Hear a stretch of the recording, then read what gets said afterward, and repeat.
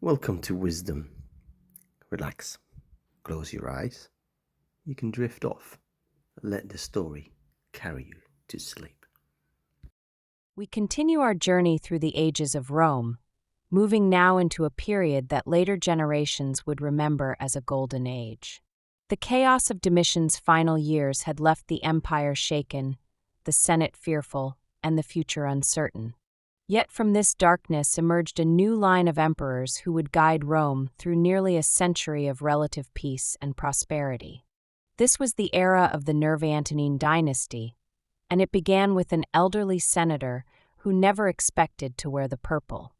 Marcus Cocceius Nerva was born on the 8th of November in the year 30 AD, in the town of Narni, nestled among the gentle hills of central Italy. His family was respected and well-established, with a long history of senatorial service stretching back through many generations. The Coccei had produced lawyers, administrators, and men of letters, though never before had one of their number reached the summit of imperial power. Nerva himself had served the empire faithfully through the reigns of multiple emperors, holding important offices and navigating the dangerous waters of imperial politics with remarkable skill and discretion. He was 66 years old when fate placed him on the throne, an age when most men of his era were long retired from public life, if they had survived at all. His hair had turned white, his step had slowed, and he likely imagined his remaining years would be spent in quiet contemplation among his books and gardens. The circumstances of his elevation were dramatic and sudden. Domitian had been struck down by assassins within his own palace, his body still warm when the conspirators turned their attention to the pressing question of succession. The Senate, so long terrorized by Domitian's suspicious nature and his willingness to execute those he perceived as threats, moved with unusual speed to fill the dangerous vacuum of power. They chose Nerva precisely because he seemed harmless, a man known for his moderation, his legal expertise, and his complete lack of military ambition. He was safe, they reasoned. He was controllable. He would restore the dignity of their ancient institution after years of humiliation. Nerva's reign lasted only 16 months, from September of 96 AD until his death in January of 98 AD. It was a brief window of time, scarcely longer than a single turn of the seasons, yet within it he accomplished much that would echo through the decades to come. His first acts were designed to heal the wounds left by his predecessor. He ended the treason trials that had terrorized the aristocracy for years, those terrible proceedings where an accusation alone could mean death, and where informers grew rich on the confiscated estates of the condemned. He recalled those who had been exiled on dubious charges, allowing families torn apart by Domitian's paranoia to reunite at last. His major achievement was restoring stability after the tyranny of Domitian's final years. He showed clemency to senators who had lived in fear.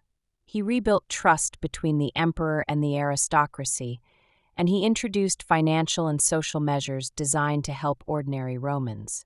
Among these was a program to purchase land and use its revenues to support poor children in Italy, a charitable endeavor that would be expanded by his successors.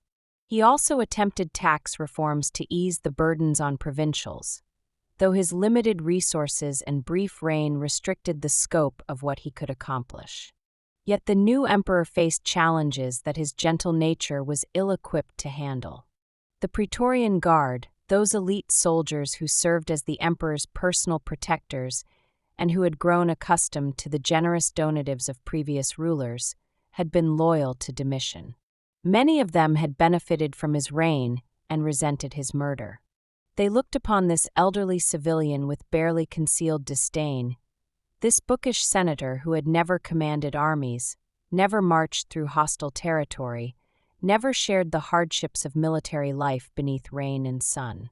They demanded that Domitian's assassins be punished, placing Nerva in an impossible position. The crisis came to a head when the Praetorians essentially held Nerva hostage within the confines of his own palace. They forced him to hand over the conspirators who had killed Domitian, and the emperor, surrounded by armed men whose loyalty had vanished, had no choice but to comply. The conspirators were executed, and Nerva was left shaken, his authority in tatters. Ancient sources tell us he considered suicide in the aftermath of this humiliation. So profound was his shame at being unable to protect those who had trusted him. It was a stark reminder that in Rome, ultimate power rested not with the Senate or the people, but with the men who held the swords. Nerva's response to this crisis would prove to be his greatest and most enduring legacy. Recognizing that he lacked the military credentials to command the loyalty of the legions, and understanding that he had no biological heir to succeed him, he made a decision that would shape the next century of Roman history. In the year 97 AD, facing pressure from the Praetorian Guard and recognizing his own vulnerability, Nerva adopted the popular general Trajan as his son and successor. This created a new model of succession based on merit rather than blood, and it secured the army's loyalty by aligning the throne with the most respected military figure in the empire. This act of adoption established a precedent that would define the entire Nerva-Antonine dynasty. Rather than passing power from father to son through the accident of blood, these emperors would choose their successors based on merit and demonstrated ability. It was, in theory at least, a system designed to ensure that only the most capable men would lead the empire through whatever challenges lay ahead. The reality would prove more complicated, as it always does in human affairs, but for several generations this approach produced a remarkable succession of competent rulers who presided over what many historians consider the peak of Roman civilization. Nerva's death appears to have been natural, but it came at a moment when his authority over the army remained fragile, making his decision to adopt Trajan the key legacy that preserved peace and allowed a smooth transfer of power. He died on the 27th of January in the year 98 AD, likely from illness that overcame his aging body. He was 67 years old and had ruled for just over a year. His body was cremated with appropriate honors, the smoke rising above the city he had tried so hard to heal, and the Senate voted to deify him, adding him to the pantheon of gods that Romans worshipped. Trajan was born on the 18th of September in the year 53 AD, in the city of Italica in the province of Hispania. This birthplace made him significant in ways that went beyond his military accomplishments, for he was the first Roman emperor to come from a provincial city outside Italy. His family had settled in Spain generations earlier, part of the gradual spread of Roman civilization across the Mediterranean world. They were provincial aristocrats, respected and successful, but not part of the ancient senatorial families that had dominated Roman politics for centuries. Trajan's rise to the purple represented a broadening of the imperial elite, a sign that talent and achievement could now outweigh the accident of birthplace. He died in August of 117 AD at Selinus in Cilicia, on his return journey from the eastern campaigns that had consumed the final years of his reign. He was 63 years old, and illness had overtaken him far from Rome, far from the city he had adorned with monuments that still bear his name. Shortly before his death, according to the official account, he confirmed Hadrian as his successor, though some ancient sources suggest the adoption was arranged by Trajan's wife Plotina after his death.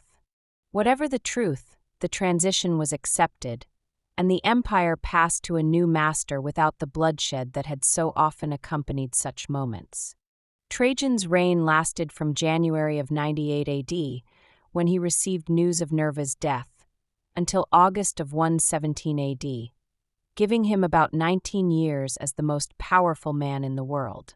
During this time, the Roman Empire reached its maximum territorial extent, stretching from the mists of Britain to the burning sands of Mesopotamia, from the forests of Germany to the deserts of North Africa.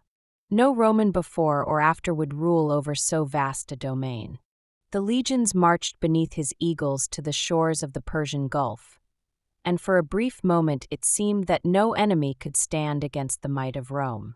His major achievements include the conquest of Dacia, that rich and warlike kingdom north of the Danube in what is now Romania. The Dacians had long troubled the frontier, their king Decebalus proving a formidable opponent who had extracted tribute from Domitian. In two great campaigns, from 101 to 102 AD, and again from 105 to 106 AD, Trajan broke the Dacian kingdom utterly. Decebalus took his own life rather than be paraded in chains through Rome. The gold and silver of their mines flowed into Roman coffers, funding a massive program of public works. The conquest was commemorated in Trajan's Column, that magnificent spiral narrative carved in stone that still stands in Rome, telling the story of the wars and images that wind toward the heavens. In the east, Trajan conducted major campaigns against the Parthian Empire, Rome's great rival beyond the Euphrates. He briefly extended Roman control into Armenia and Mesopotamia, capturing Ctesiphon and reaching the Persian Gulf. He is said to have stood upon those distant shores and wept, lamenting that he was too old to follow in the footsteps of Alexander. Yet these eastern conquests proved ephemeral, too extended to hold, and would be abandoned by his successor. Trajan is renowned for his monumental building projects that transformed the heart of Rome itself.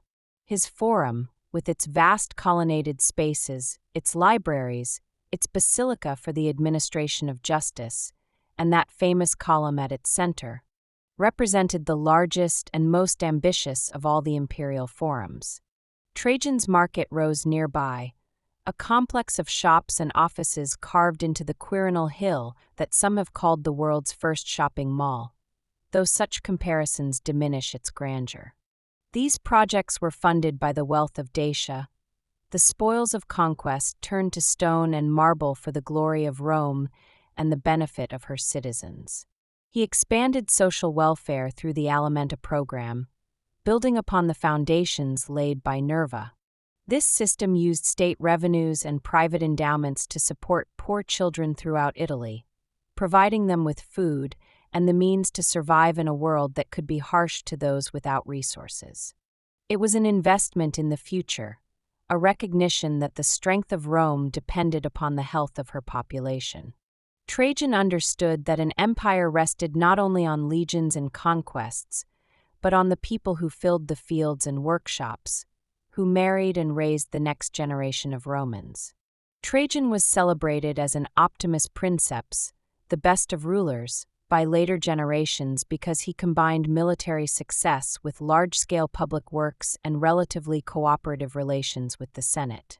He treated the senators with respect, consulted them on important matters, and avoided the tyrannical behavior that had characterized some of his predecessors. He was accessible, plain in his manners despite his power, and known for sharing the hardships of his soldiers on campaign. When he died of natural causes while still pursuing his eastern ambitions, he left behind an empire at the height of its power and a reputation that would serve as a standard against which all future emperors would be measured. Hadrian was born Publius Aelius Hadrianus on the 24th of January in the year 76 AD, either in Rome itself or in his family's ancestral home of Italica in Spain, the same city that had produced Trajan. The two families were connected by origin and by marriage, and Hadrian had been raised within Trajan's circle. Groomed for high office though never formally adopted until the very end of Trajan's life, if indeed the adoption was genuine at all.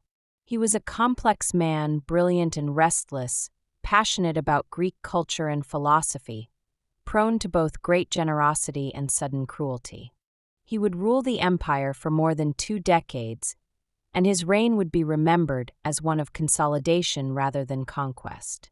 He died on the 10th of July in the year 138 AD at Baiae, that fashionable resort on the Bay of Naples where wealthy Romans came to escape the summer heat of the capital. He had been ill for some time, suffering from what ancient sources describe as a progressive disease that caused him great pain in his final years. Before his death, he had carefully arranged the succession, adopting Antoninus Pius and requiring Antoninus, in turn, to adopt both Marcus Aurelius and Lucius Verus.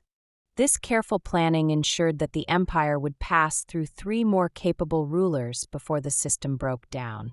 His death came as a relief to many, for his final years had been marked by suspicion and executions that recalled the darker days of earlier reigns. Hadrian reigned from 117 AD to 138 AD, about 21 years in which the empire underwent a fundamental shift in policy from expansion to consolidation.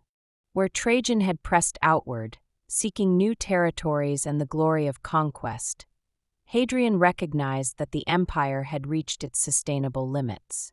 He abandoned the newly won provinces in the east, pulling back from Mesopotamia and Armenia to more defensible frontiers. This decision was controversial at the time, seen by some as a betrayal of Trajan's legacy, but it reflected a realistic assessment of what Rome could hold and defend with the resources at its disposal. His major achievements include reorganizing provincial administration to improve efficiency and fairness. He traveled extensively throughout his reign, visiting nearly every province of the empire to inspect defenses, hear complaints, review accounts, and show himself to the soldiers and civilians who lived far from Rome. No emperor before him had traveled so widely, and his journeys took him from the deserts of Egypt to the forests of Britain, from the mountains of Cappadocia to the shores of the Atlantic. He standardized legal procedures, reformed tax collection, and worked to create a more uniform system of governance across the diverse territories under Roman rule. Hadrian's building program was vast and varied, reflecting his personal interests and his vision of what the empire should be. He completed or rebuilt the Pantheon in Rome, that magnificent temple with its perfect dome and its opening to the sky, which stands today as one of the best-preserved buildings of the ancient world. He constructed his grand villa at Tivoli, a sprawling complex of palaces, gardens, theaters, and pools that recreated in miniature the places he had visited and loved throughout the empire.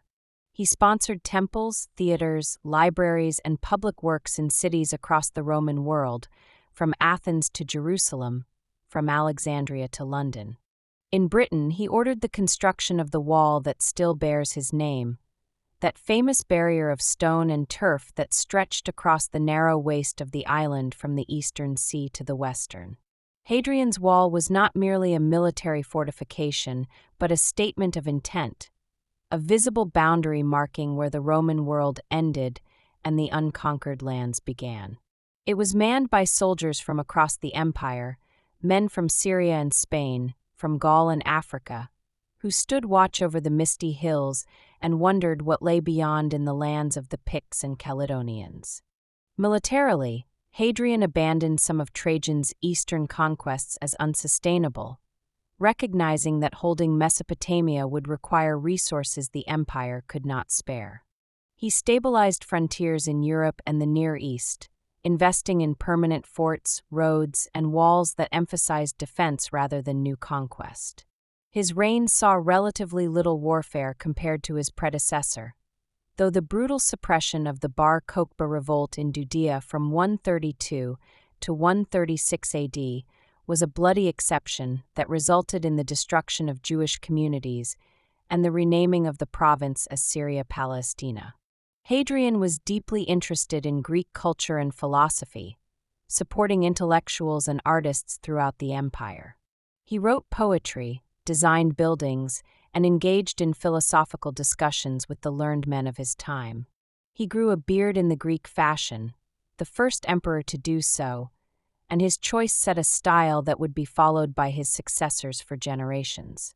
His personal life included his celebrated relationship with Antinous, a beautiful youth from Bithynia who drowned mysteriously in the Nile during a visit to Egypt in the year 130 AD. Hadrian's grief was profound and public, exceeding all bounds of what Romans considered appropriate.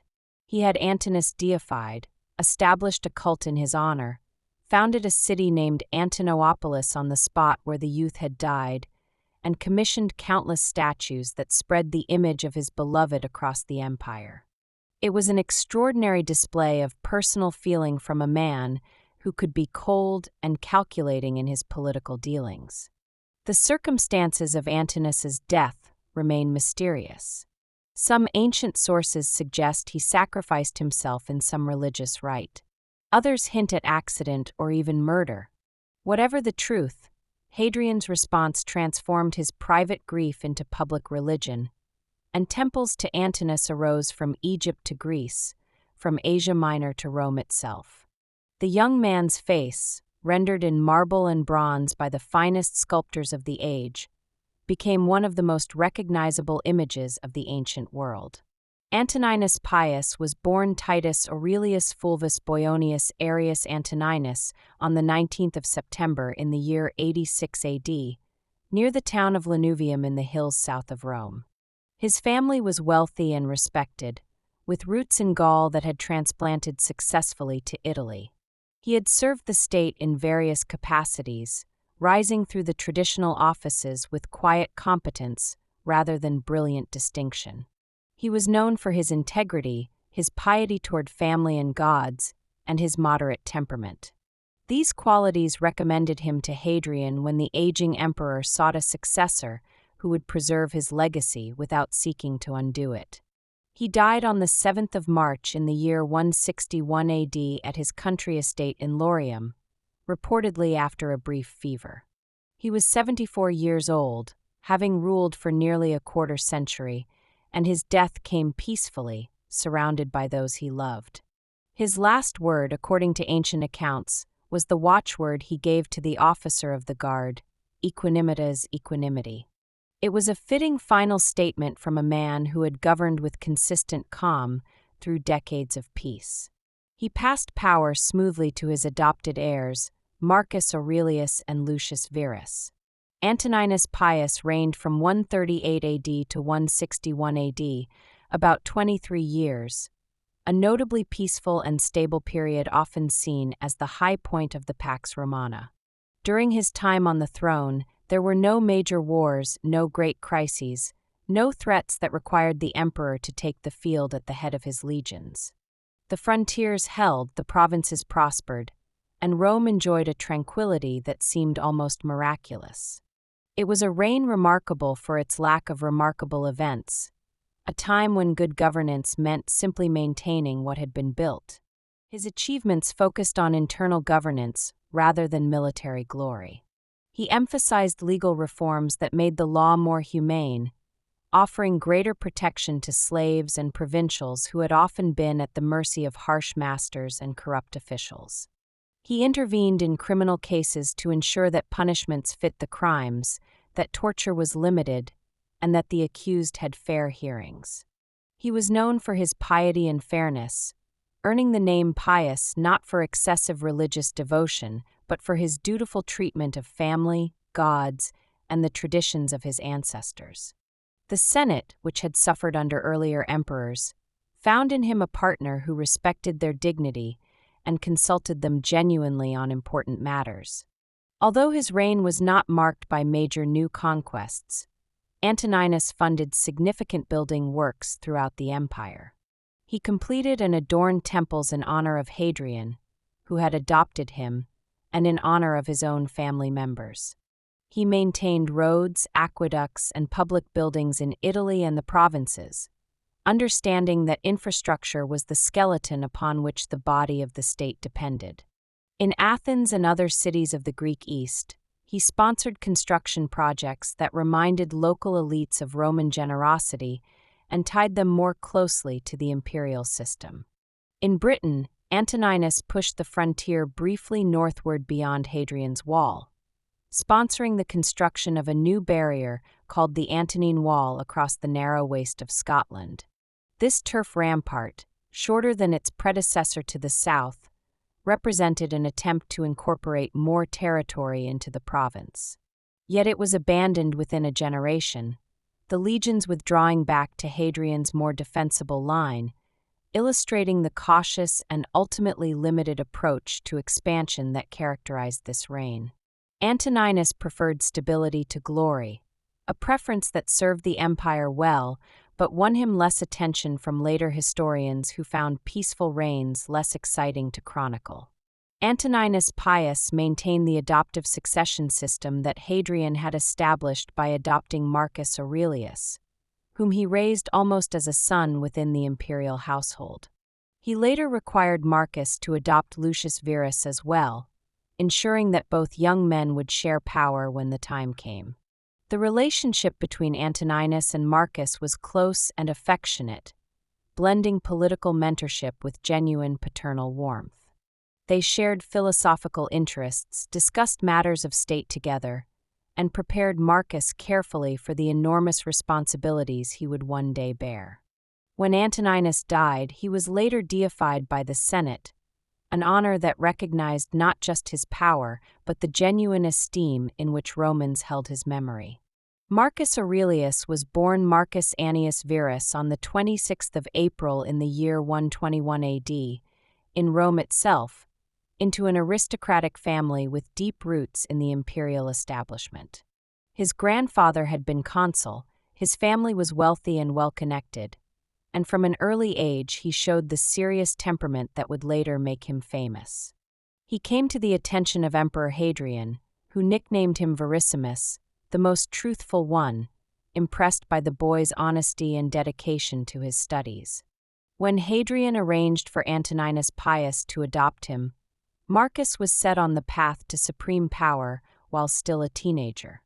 He died on the 17th of March in the year 180 AD, either at Vindobona or at Sirmium, both frontier cities on the Danube, where he had spent much of his final years campaigning against the Germanic tribes who pressed against the empire's northern borders.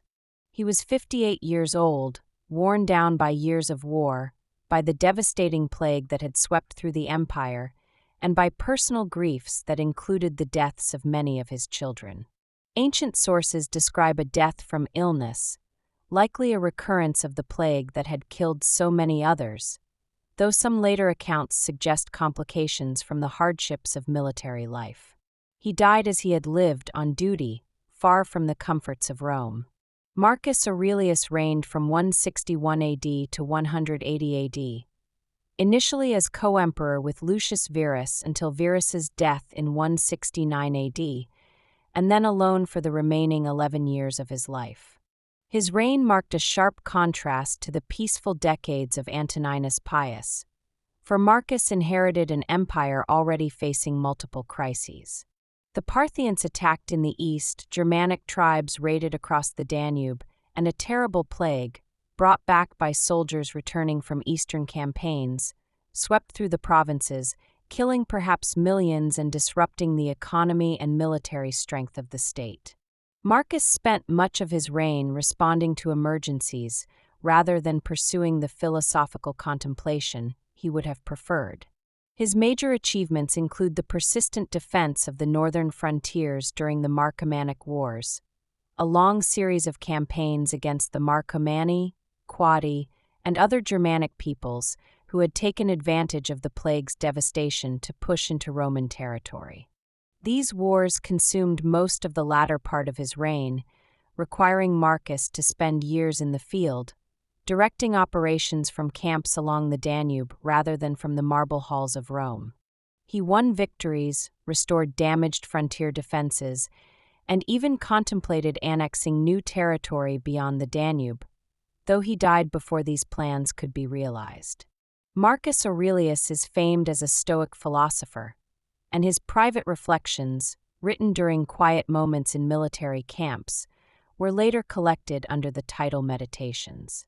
These writings express his beliefs in duty, rational self-control, acceptance of fate, and ethical service to humanity.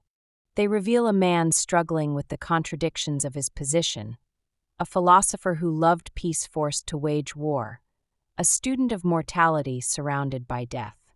He wrote of the transience of all things, of emperors forgotten as surely as the humblest slaves, of the importance of doing one's duty regardless of whether anyone would remember or care. His philosophical reputation has endured through the centuries, making him perhaps the closest thing to a philosopher king the Western world has known. building under Marcus focused less on monumental vanity than on practical needs.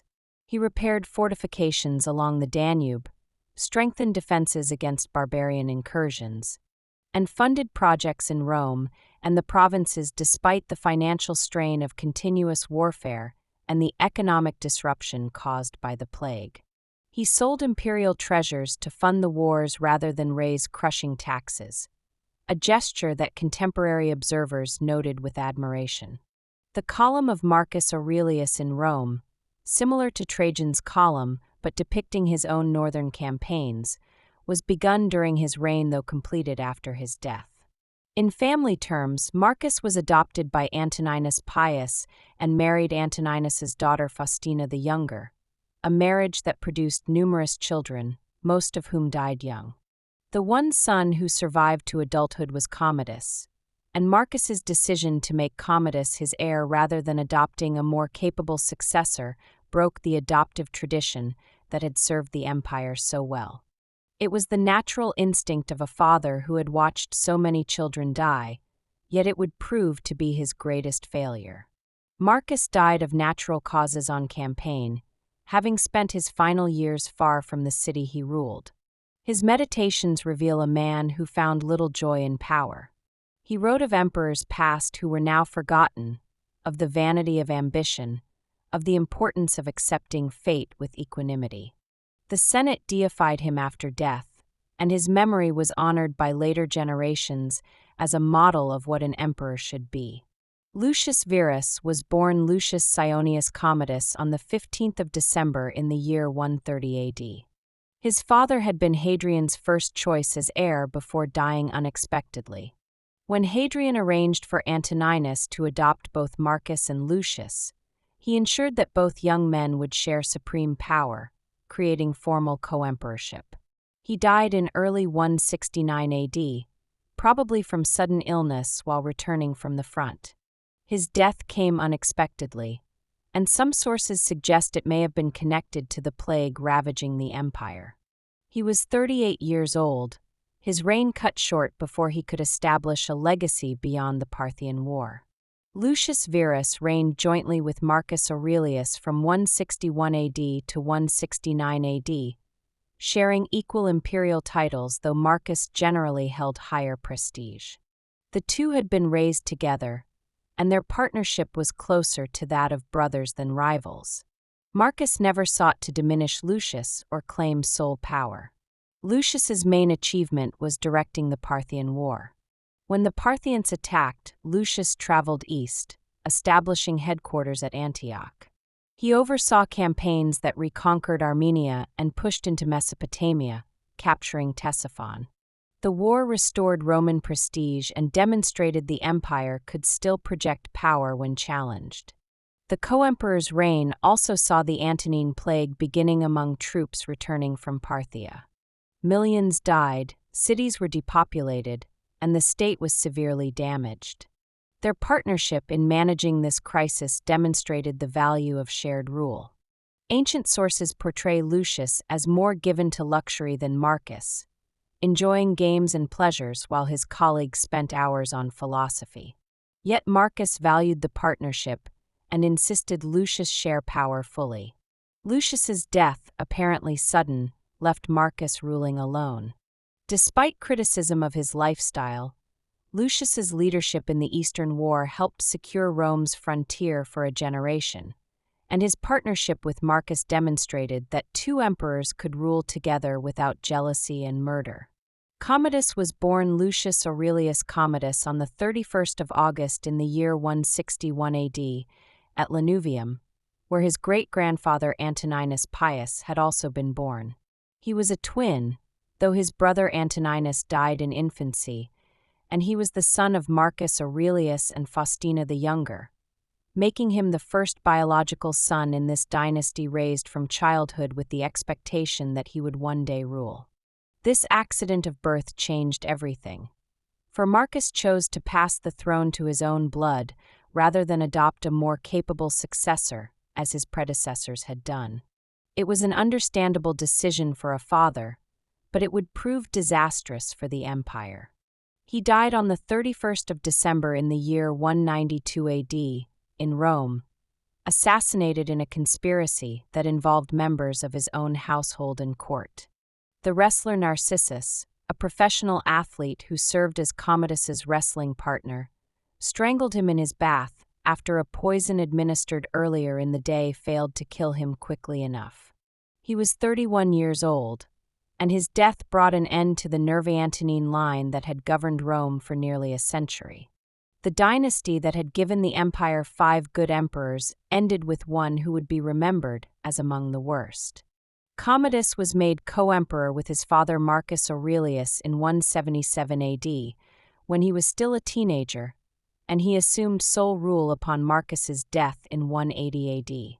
His reign lasted about 12 years, during which the promise of the Golden Age built by his predecessors crumbled into chaos, corruption, and spectacle.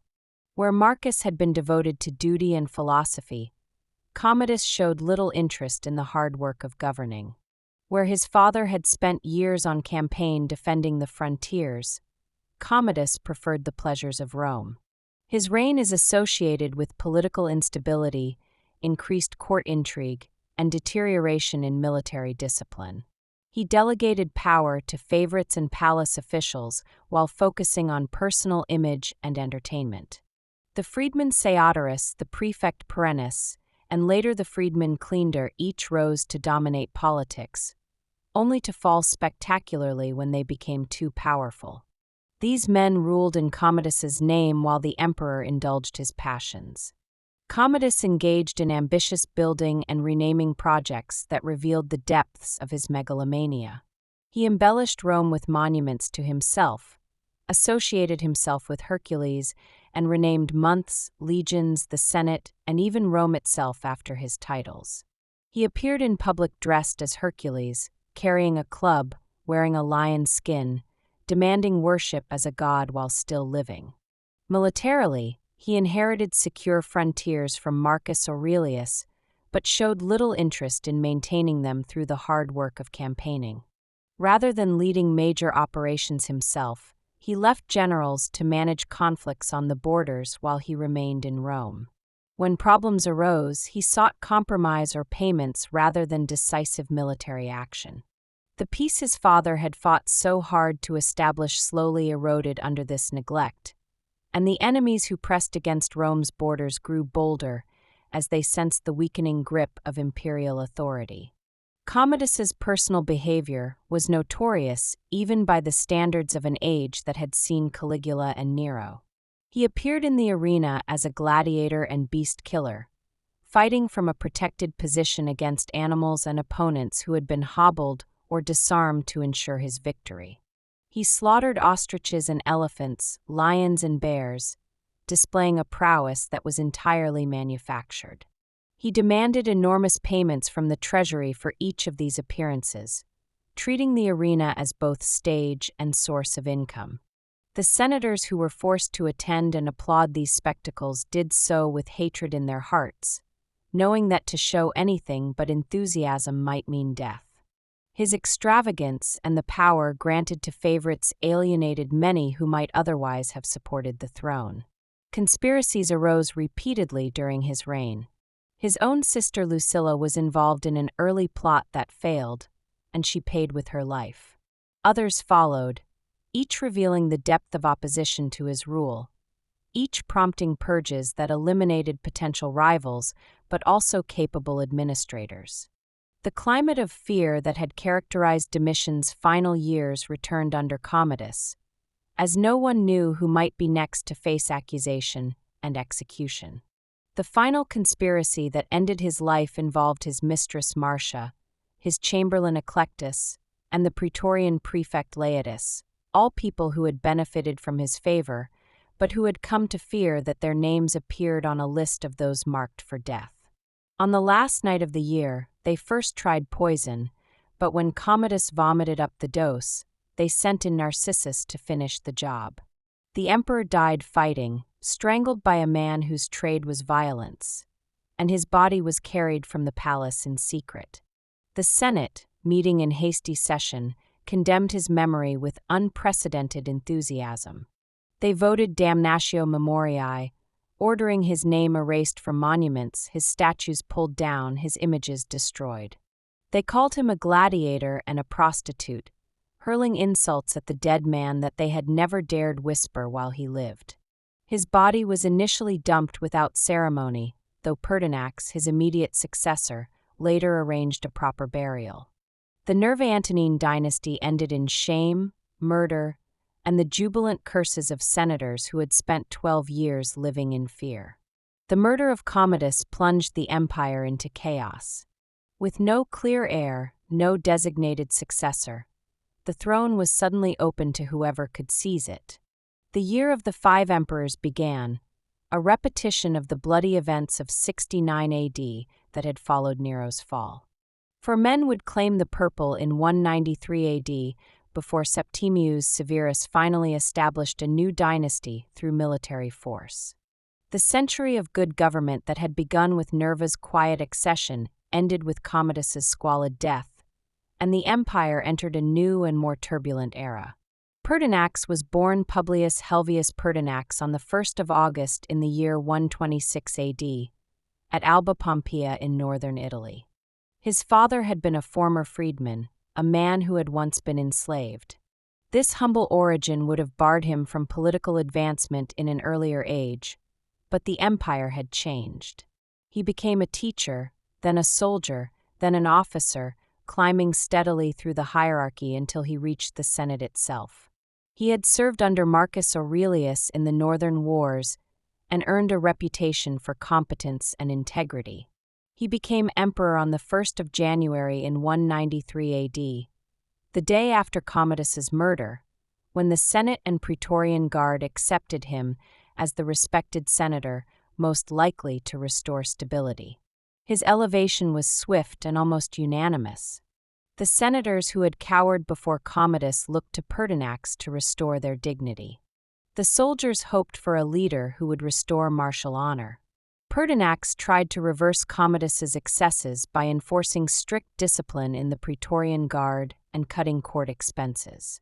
He sold off the luxuries Commodus had accumulated, using the proceeds to fund government operations. He promised to rule with moderation and justice, to respect the Senate, and to avoid tyranny. These reforms pleased many, but quickly alienated soldiers accustomed to generous payments and lax discipline. His reign lasted only about 86 days, from January to March in 193 AD, making it one of the shortest in imperial history. It inaugurated what would be called the Year of the 5 Emperors, a period of civil war and chaos. In those brief months, Pertinax showed what might have been possible if he had been given time, but time was the one thing the empire would not grant him. Pertinax was killed on March 28 when mutinous Praetorians forced their way into the palace and stabbed him. He had tried to face them down, to remind them of their oaths, but they were beyond such appeals. They murdered him where he stood, and then wondered what they had done. The empire was theirs to sell. Later writers portrayed him as austere and well-intentioned, a man who might have restored the Golden Age if given the chance.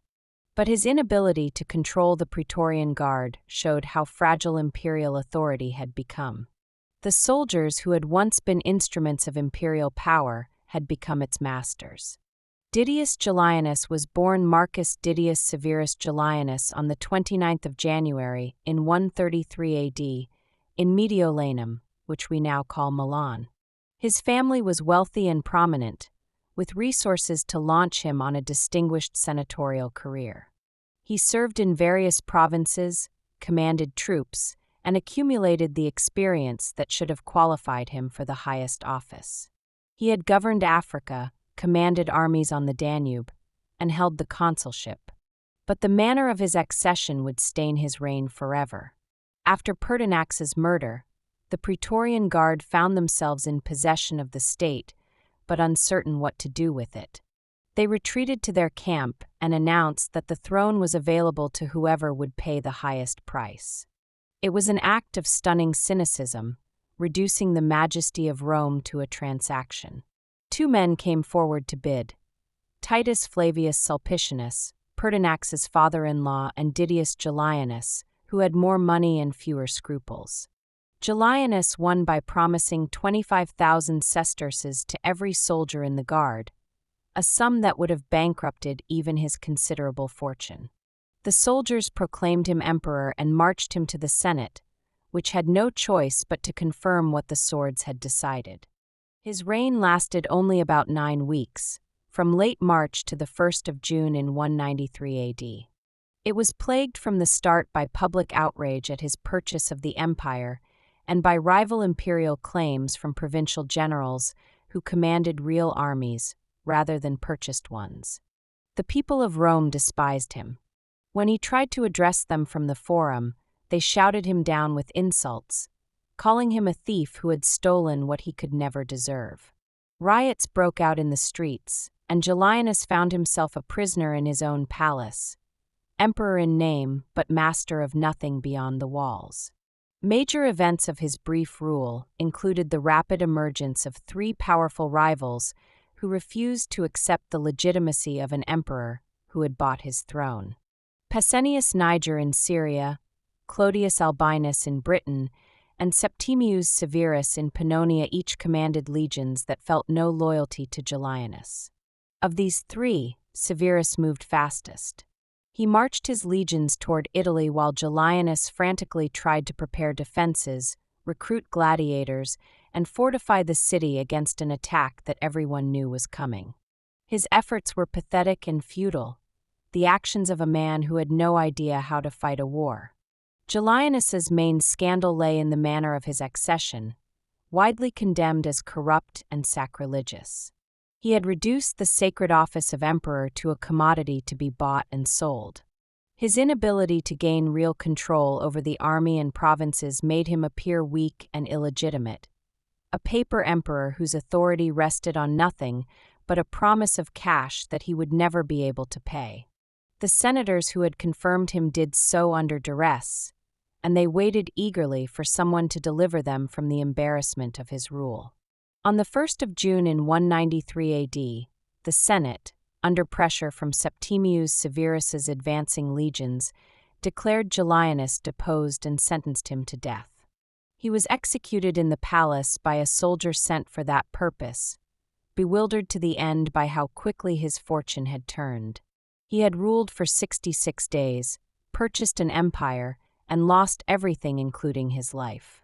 His death cleared the way for Severus to enter Rome unopposed, and a new dynasty began its rise.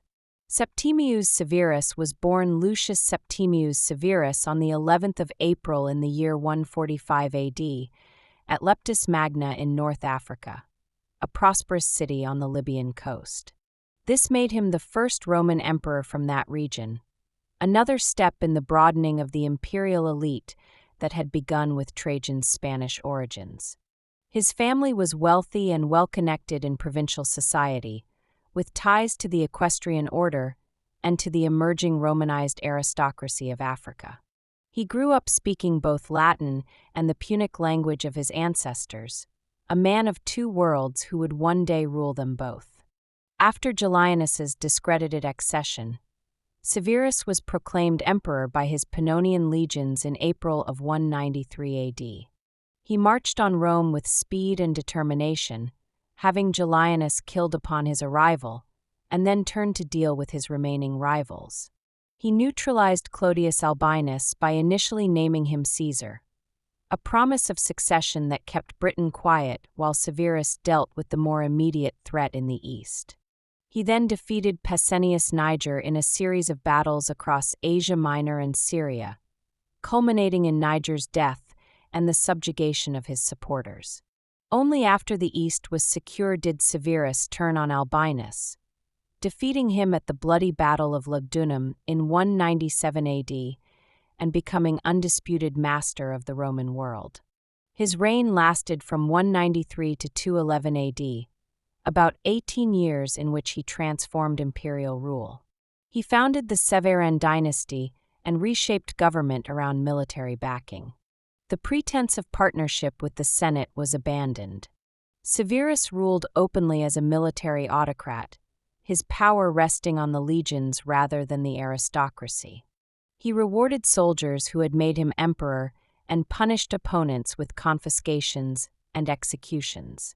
Major events included victories over Niger in the east and campaigns in Mesopotamia against Parthia. He captured Ctesiphon and brought back spoils that funded his ambitions. Later, he led a campaign in Britain, strengthening Hadrian's Wall and attempting to pacify the northern tribes. It was in Britain that he would die. Severus greatly increased soldiers' pay and privileges. He allowed them to marry legally and settled veterans with generous grants. He relied heavily on the army, building a relationship between emperor and soldiers that his successors would continue. He promoted the Syrian cults associated with his wife Julia Domna while remaining formally respectful of traditional Roman religion. Julia Domna was a remarkable woman, learned and ambitious, who would play a significant role in the politics of the Severan dynasty. She came from a priestly family in Emesa, Syria, and her influence brought Eastern religious practices and intellectuals to the imperial court. The empire was becoming more cosmopolitan, drawing talent and traditions from across its vast extent. Severus died on the 4th of February in the year 211 AD at Eboracum, which we now call York, in northern Britain. He had been ill for some time, his body worn out by decades of campaigning and the stresses of rule. Ancient sources report that his final advice to his sons Caracalla and Geta was to enrich the soldiers and despise all others, a phrase that later writers used to characterize his militarized regime. Whether he actually said these words or not, they captured the essence of his approach to power. He was deified after death, and his dynasty continued under his quarrelsome sons. Caracalla was born Lucius Septimius Bassianus on the 4th of April in 188 AD in Lugdunum. He was the elder son of Septimius Severus and Julia Domna, and he later took the name Marcus Aurelius Antoninus to link himself to the revered Antonine dynasty. The nickname Caracalla came from a hooded cloak he favored. He grew up amid military camps, trained from childhood to inherit the throne. He became co-emperor with his father in 198 AD, and after Severus's death in 211, he ruled jointly with his younger brother Geta, a partnership that both men detested. The hatred between the brothers was legendary. Their mother Julia Domna tried desperately to reconcile them, but the enmity ran too deep. In December 211, Caracalla arranged for Geta to be killed during a supposed reconciliation meeting. Soldiers fell upon Geta and stabbed him to death in their mother's apartments. Ancient sources report he died in Julia Domna's arms, his blood staining her clothing, while Caracalla watched. She was forced to ally herself with the murderer to preserve what influence remained. Caracalla reigned as sole ruler from 211 to 217 AD. The Constitutio Antoniniana of 212 extended Roman citizenship to nearly all free inhabitants of the empire, transforming the legal status of millions. Some sources suggest it was purely fiscal, expanding the tax base. Others see genuine belief in the unity of the Roman world. Whatever his motives, the decree changed what it meant to be Roman. In Rome, he sponsored the Baths of Caracalla, a monumental complex that covered vast acreage, containing bathing facilities, gymnasiums, libraries, and gardens. The ruins still stand today, a testament to the ambition of their builder. His reign was marked by brutality. After Geta's murder, he purged supporters with wholesale executions. Thousands died for having been loyal to the wrong prince. He cultivated a fierce, soldierly image, marching with troops and sharing their hardships. He admired Alexander the Great obsessively, visiting Alexander's tomb in Alexandria. He led campaigns against the Alemanni and conducted an inconclusive campaign against Parthia. In 217, marching between Edessa and Carrhae, he stopped to relieve himself by the roadside. A soldier named Martialis approached and stabbed him to death. Geta was born Publius Septimius Geta on March 7 in 189 AD. the younger son of Septimius Severus and Julia Domna. He grew up in his brother's shadow, always the second son. The brothers fought constantly, competing for their father's favor and nursing hatreds that would prove fatal. He was made Caesar in 198 and Augustus in 209, serving as co-emperor with his father and then with Caracalla. Severus had hoped shared power would teach his sons to cooperate, but he misunderstood the depth of their hatred. Every gesture and appointment became a battlefield in their endless war. The rivalry intensified after their father's death, with both trying to carve out separate spheres of influence. They divided the palace, posting guards to prevent attacks. Plans were discussed to divide the empire itself, with Caracalla ruling the west and Geta the east, but Julia Domna persuaded them to abandon this scheme. Geta's short co-emperorship saw no major independent policies. He shared formal authority but lacked Caracalla's control over key military units.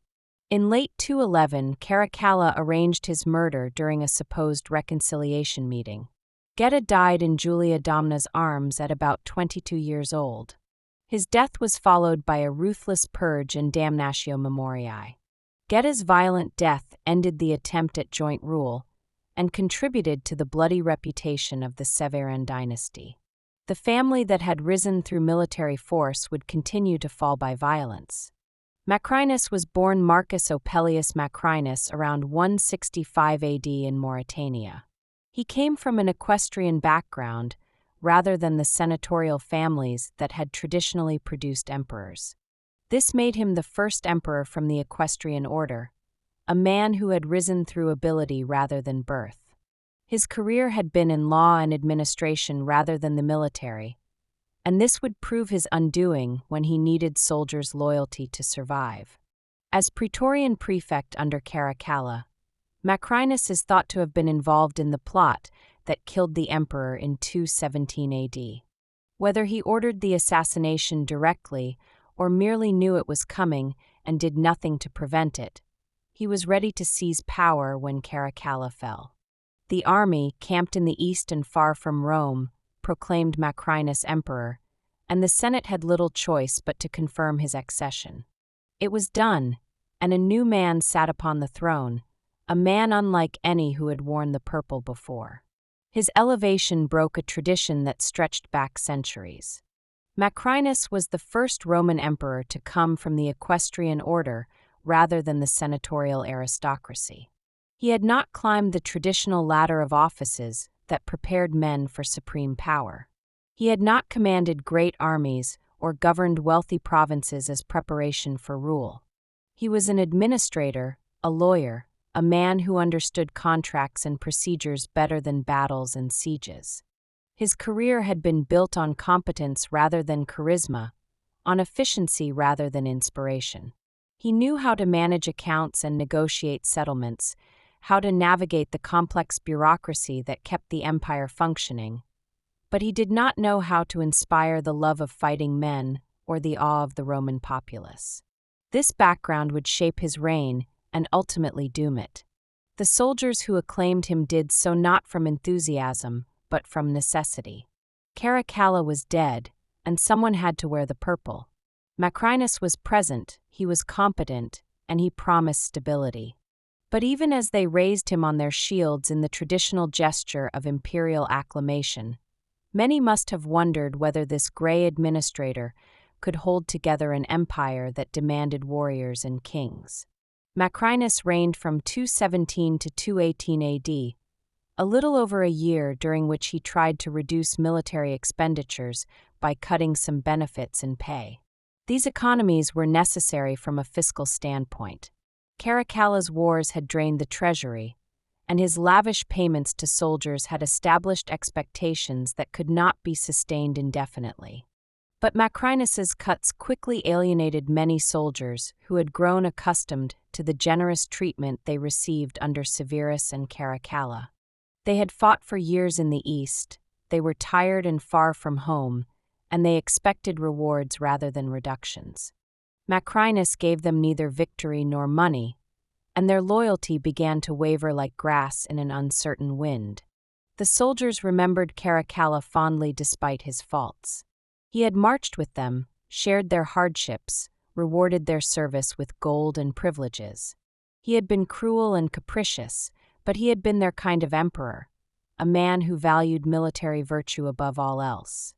Macrinus seemed a pale imitation, an office holder rather than a warrior, a man who counted coins when they wanted glory. The contrast was stark and damning, and the soldiers never stopped making it. Where Caracalla had led from the front, Macrinus commanded from the rear. Where Caracalla had shared the rough bread and thin wine of military rations, Macrinus maintained the dignified distance of an administrator. The soldiers noticed these differences and resented them. They began to speak of the old days under Severus and Caracalla as a golden age, forgetting the hardships and remembering only the rewards. In foreign policy, he inherited Caracalla's Eastern War against Parthia. After initial fighting, he negotiated peace on rather costly terms, paying indemnities to avoid further conflict. Some criticized this settlement as un-Roman, a shameful retreat from the aggressive stance that Caracalla had taken. The great king of Parthia received gold that might have gone to Roman soldiers, and the army that had expected triumph received only the order to march home. Others saw the peace as prudent, a recognition that the army was exhausted and that prolonging the war would only increase the danger. But prudence is rarely popular with soldiers who measure their worth in victories, and Macrinus's reputation suffered accordingly. He never traveled to Rome during his brief reign. The capital that had been the heart of the empire for centuries never saw its emperor in person. Macrinus remained in the east, managing affairs from Antioch and other provincial cities, always intending to make the journey west, but never quite finding the right moment. The Eastern wars demanded attention, the treasury needed management, and the distance seemed too great to risk while enemies both foreign and domestic remained unsubdued. This absence bred uncertainty and rumors in the capital. The senators who might have supported him had no opportunity to take his measure in person, to assess his character, to build the personal relationships that oiled the machinery of Roman politics. The people of Rome knew their emperor only through coins and proclamations, through reports that filtered slowly westward, through the gossip of travelers and merchants who claimed to have seen him in some distant city. Rome had grown accustomed to emperors who made their presence felt in the capital. Even those who campaigned frequently, like Marcus Aurelius and Septimius Severus, had returned periodically to tend the fires of popular loyalty. Macrinus's continued absence suggested either weakness or indifference, neither of which endeared him to those whose support he needed. His position weakened dramatically when Julia Maesa, the sister of Julia Domna, began promoting her grandson Elagabalus as a true Severan heir in Syria. Maesa was a formidable woman, as ambitious as her sister had been, and she understood the power of dynasty in Roman politics.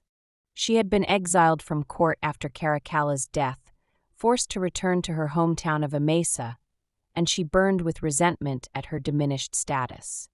She spread rumors that Elagabalus was actually Caracalla's illegitimate son, a claim that may or may not have been true, but that gave the boy a connection to the murdered emperor that Macrinus could not match. The Eastern legions, already unhappy with Macrinus's economies and his less than glorious peace, began to turn toward this young claimant who promised to restore the Severan Golden Age. Gold flowed from Maesa's coffers to the soldiers' hands, and with each coin came whispers of a return to the generosity of Caracalla. The priests of Emesa displayed the boy in his sacred vestments, and soldiers saw in him the blood of the dynasty they had served for a generation. Macrinus tried to counter these moves, but lacked the resources and the charisma to compete. He raised his son Diademenianus to the rank of Caesar and then Augustus, hoping to establish his own dynasty, but the gesture rang hollow. His son was young and unknown, without the mystique of Severan blood. The soldiers who might have rallied to defend an established line had no particular reason to fight for a family that had ruled for less than 2 years. The decisive confrontation came near Antioch in June of 218 AD. The two armies met on a plain outside the city, and at first Macrinus's forces seemed to have the advantage. But as the battle developed, his troops began deserting to the enemy even as he tried to rally them. They crossed the lines singly and in groups, drawn by promises of restored pay and by the presence of Caracalla's supposed son. The trickle became a flood, and suddenly Macrinus found himself nearly alone on a battlefield that had turned against him. He fled westward, hoping perhaps to reach Rome and rally support, but his flight was disorganized and desperate. He shed the symbols of imperial rank, disguised himself as a common traveler, and tried to disappear into the anonymous crowds that thronged the roads of Asia Minor. But an emperor cannot simply vanish. Word spread of his route, and pursuit followed close behind. He was captured in Chalcedon, just across the strait from Byzantium, betrayed by those who hoped to curry favor with the new regime. His brief outsider regime ended without establishing a new dynasty, without leaving any lasting mark on the empire he had briefly ruled. His son Diademenianus was hunted down and killed shortly after, and the Severan women returned to power through the boy priest Elagabalus. The empire passed to a teenage priest whose reign would become one of the most bizarre in Roman history. The fall of Macrinus illustrated harsh truths about imperial power in the 3rd century. Military loyalty was the foundation of everything, and that loyalty could not be purchased with promises of fiscal responsibility or efficient administration. The soldiers wanted an emperor who looked like an emperor, who rewarded them generously, who led them to victory or at least maintained the appearance of martial vigor. Macrinus offered none of these things, and for all his administrative competence, he could not survive the loss of military confidence. His reign also demonstrated how powerful the idea of dynasty had become. The Severan name carried weight that no newcomer could match. Julia Maesa understood this, and she used it ruthlessly to destroy a man who had done nothing to her personally, but who stood between her family and power. The blood of Septimius Severus, real or invented, proved more valuable than any qualification or achievement that Macrinus could claim. And so Macrinus passed from the stage of history, a footnote in the Chronicle of Emperors, remembered mainly for being the first of equestrian rank and for losing to a teenage priest. His body was left unburied or disposed of without ceremony, and no one mourned his passing except perhaps his young son, who followed him shortly into death. The empire continued on its restless course, always searching for stability, always finding only the next crisis. Elagabalus, officially known as Marcus Aurelius Antoninus after his supposed father Caracalla, was born Varius Avitus Bassianus around the year 204 AD in Emesa, a city in Syria that had long been a center of religious devotion and priestly tradition. His family were hereditary priests of the sun god Elagabal, a deity whose worship centered on a sacred black stone that had fallen from the heavens in ages past. This meteorite, smooth and conical and black as the night sky from which it had fallen, was believed to be the physical embodiment of the solar deity, a piece of heaven itself come to rest among mortals. The young Varius grew up serving this god, learning the rituals and dances, wearing the exotic vestments of a Syrian priest, never dreaming that such strange customs would one day scandalize Rome. His grandmother Julia Maesa was the sister of Julia Domna, the powerful wife of Septimius Severus, and when Caracalla died and Macrinus proved unpopular, Maesa saw her opportunity. She had been forced into exile after Caracalla's death, stripped of the influence she had enjoyed at court, and she burned to restore her family to power. The boy Elagabalus became her instrument. She spread the rumor that he was actually Caracalla's illegitimate son, pointing to a certain physical resemblance that may or may not have been genuine. The soldiers, already unhappy with Macrinus, chose to believe the story because believing it served their interests, and the priests of Emesa produced their young charge in all his sacred finery to claim the throne. The rebellion began in May of 218 AD when the soldiers of the 3rd Gallic Legion stationed near Emesa proclaimed the boy emperor. Julia Misa had distributed gold liberally among the troops, and her promises of restored pay and privileges proved more persuasive than Macrinus's austerity measures.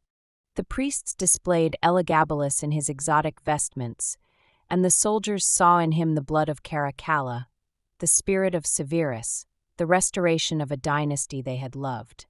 Whether any of this was true mattered less than whether they believed it, and believe it they did. Backed by his grandmother Julia Misa and the Syrian legions, Elagabalus was proclaimed emperor in 218 AD at the age of 14. The claim of Severan blood gave him legitimacy that Macrinus could not match, and the gold that Misa distributed ensured that legitimacy was well armed. After defeating Macrinus in battle, the teenage emperor entered Rome as the ruler of the known world, bringing with him the sacred black stone of Emesa and a determination to elevate his god above all others. His journey from Syria to Rome was itself a spectacle that alarmed traditionalists who heard the reports. The young emperor traveled slowly, stopping at cities along the way to perform the rituals of his cult, dancing before the sacred stone in a manner that seemed bizarre to Roman sensibilities. He wore the long robes of an Eastern priest rather than the military cloak of a Roman commander, and his face was painted in the manner customary among the priests of Elagabal. These were not the trappings of a Roman emperor, and those who had hoped for a restoration of Severan normalcy began to have doubts. Elagabalus reigned from 218 to 222 AD, and his rule became infamous for religious innovations that shocked the Roman establishment to its core. He elevated the Syrian sun god Elagabal above Jupiter himself, placing a foreign deity at the head of the Roman pantheon that had existed for centuries. This was not merely personal devotion, but a matter of state policy. He built a grand temple called the Elagabalium on the Palatine Hill, the Sacred Heart of Rome itself, to house the black stone he had brought from Emesa. The temple was magnificent, adorned with gold and precious stones, and into it went not only the sacred meteorite, but also other objects sacred to the Roman state. He brought the Palladium from the Temple of Vesta, an ancient image said to have been brought from Troy by Aeneas himself, and upon which the safety of Rome itself was believed to depend since the founding of the city. He brought sacred objects from other temples as well, gathering the holy things of Rome into his new temple, as if to demonstrate that all divine power now flowed through his Syrian god. The priests of the old cults watched in horror as their traditions were subverted, their temples stripped of their most precious relics, their gods subordinated to a foreign deity they did not understand. His religious policies included public ceremonies where he sacrificed cattle and sheep in prodigious numbers, pouring wine and blood over the altars of his god. These sacrifices were accompanied by dancing and music in the Syrian style, with drums and cymbals and flutes creating sounds that seemed cacophonous to Roman ears accustomed to more solemn rituals. The emperor himself participated in these ceremonies with an enthusiasm that many found undignified, dancing ecstatically before the sacred stone, his body swaying to rhythms that had no precedent in Roman tradition. He led processions through the streets of Rome with the meteorite carried on a chariot drawn by white horses while he walked backward, before it, so that he would never turn his back on his god. These processions became regular features of Roman life during his reign. The streets would be cleared, incense would be burned, and the emperor would appear in his priestly vestments to honor his deity. Citizens lined the routes, some drawn by curiosity, others by genuine religious interest, still others by the coins and food that were distributed during these festivals.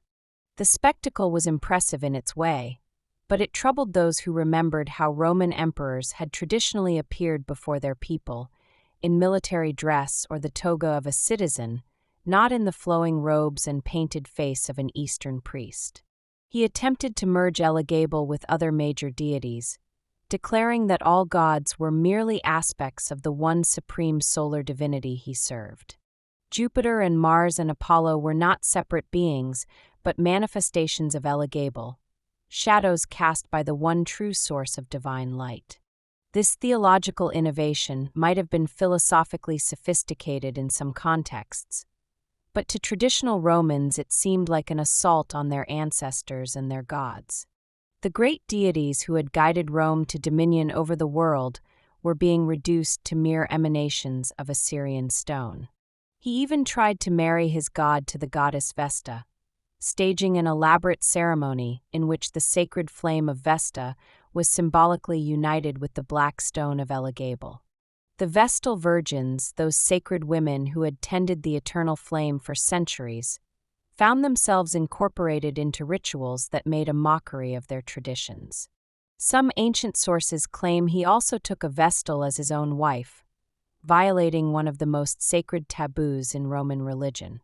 Vestals were sworn to chastity for 30 years of service, and for an emperor to break that vow by force or persuasion was an act of sacrilege that many found unforgivable.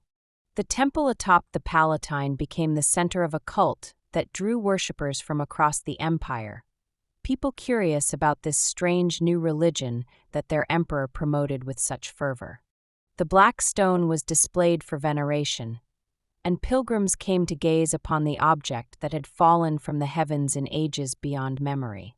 Syrian priests chanted prayers in languages the Romans did not understand, and incense filled the air with unfamiliar scents of myrrh and exotic spices. It was as if a piece of the East had been transplanted into the heart of the West, and not everyone welcomed the change. The temple complex grew to include not only the sanctuary of Elagabal, but also gardens, baths, and accommodations for the many priests who served the cult. Elagabalus brought Syrian priests to Rome in great numbers, men who knew the rituals and mysteries of his ancestral religion, who could perform the ceremonies properly and train others in the ways of the sun god. These priests became a visible presence in the capital, their foreign dress and foreign ways a constant reminder that Rome was now ruled by an emperor who looked eastward for his inspiration. The emperor also established festivals in honor of his god that were added to the Roman calendar. These celebrations featured games and spectacles, distributions of food and money, the kind of public entertainments that Romans had always loved. But they were dedicated not to Jupiter or Mars but to Elagabal, and the symbolism was clear to all who had eyes to see. The old order was passing away, replaced by something new and strange. Romans who had worshipped Jupiter and Mars for centuries found themselves ruled by a boy who seemed to care nothing for the old gods, who danced before a stone from Syria while neglecting the traditions that had made Rome great. The Senate, that ancient body that prided itself on maintaining Roman traditions through all the changes of empire, watched helplessly as their religious heritage was transformed into something they barely recognized. Some consoled themselves with the thought that the boy was young and might yet learn Roman ways, might yet put aside the peculiarities of his Syrian upbringing and embrace the gods of his imperial predecessors. Others suspected that Julia Maesa, the real power behind the throne, would eventually reign in her grandson's excesses.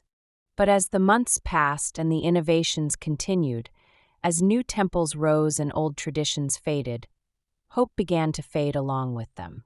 The empire that had conquered the world was being transformed by a teenager who danced for a stone. Beyond his religious innovations, Elagabalus's personal life was marked by scandals that ancient sources describe with equal parts horror and fascination. He married multiple times during his brief reign, working through a succession of wives with bewildering speed that made a mockery of the institution of Roman marriage. His first wife was Julia Cornelia Paula, a woman of noble birth who seemed a suitable match for an emperor, a union that promised to bring stability and perhaps an heir to secure the dynasty. But he divorced her within a year, apparently dissatisfied for reasons the sources do not fully explain, and moved on to the next. Each marriage seemed less about establishing a dynasty than about satisfying some restless impulse that drove the young emperor from one union to another, never content, always seeking something he could not name. The pattern of his marriages troubled those who hoped the young emperor would settle into the responsibilities of his office. Roman aristocratic families offered their daughters as potential empresses, only to see them elevated and then cast aside in rapid succession. The disgrace of divorce touched not only the women but their entire families, who had invested hope and resources in what proved to be ephemeral connections to power. His marriage to the Vestal Virgin Aquilia Severa was the most shocking of these unions. Vestals were sworn to chastity for 30 years of service, their virginity considered essential to the safety and prosperity of the Roman state. The eternal flame they tended in the Temple of Vesta was a symbol of Rome's perpetual existence, and for that flame to be polluted by unchastity was considered a terrible omen. For an emperor to marry a Vestal, to take for himself a woman consecrated to a goddess, was an act of sacrilege that many found unforgivable. Elagabalus reportedly defended the marriage by claiming that the union of himself, as high priest of Elagabal, with a priestess of Vesta would produce godlike children. The logic was circular and the theology dubious, but the marriage went forward regardless of what anyone else thought. He divorced Aquilia and married another woman, then returned to Aquilia again, cycling through unions with a disregard for convention that left traditionalists speechless. Roman marriage was serious business involving property, inheritance, and social status, and the emperor was treating it like a game. Each new wife brought a period of favor for her family, followed by disgrace when the divorce came. The women themselves were pawns in whatever drama was playing out in the emperor's mind. His court became notorious for the influence of favorites who rose to power through the emperor's affection. He openly favored male companions at court, elevating a charioteer named Hierocles to extraordinary influence and reportedly referring to him as husband. Ancient sources, hostile as they are, paint a picture of a court where traditional boundaries of behavior were deliberately transgressed. Hierocles was said to exercise power over the emperor himself, and others sought to gain similar influence through similar means. The power dynamics at court became entangled with personal relationships in ways that scandalized observers.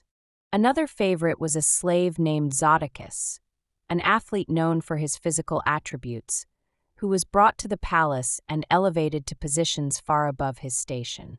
The rivalry between Hierocles and Zodicus and others for the emperor's favor created factions within the court, each trying to outmaneuver the others, each rising and falling with the emperor's shifting affections. This was not how Roman politics was supposed to work.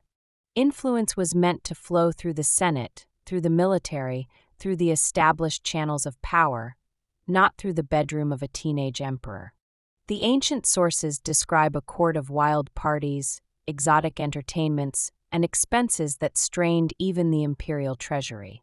Elagabalus reportedly served meals on silver plates so valuable that each could have fed a working family for years, used only gold chamber pots as if even his waste was too precious for common vessels, and showered his favorites with gifts that would have made earlier emperors blush with their extravagance. He was said to have released thousands of vipers during a festival, causing panic among the crowd as the serpents slithered through the terrified spectators. He was said to have suffocated guests at banquets beneath showers of rose petals, burying them in fragrant death. How much of this is true, and how much is hostile invention created by later writers who despised his memory we cannot know with certainty, but the image of excess was clearly part of how his contemporaries and later generations remembered his reign.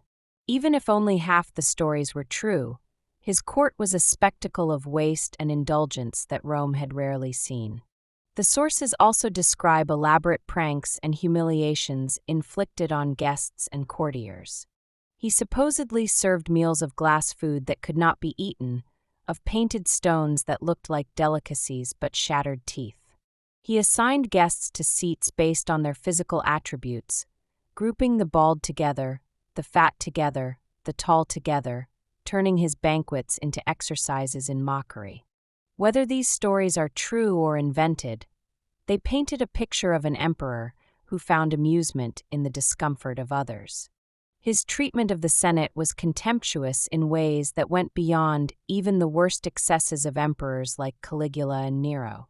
He reportedly placed his grandmother Julia Maesa in the Senate chamber itself, an unprecedented breach of tradition that allowed a woman to participate in senatorial deliberations.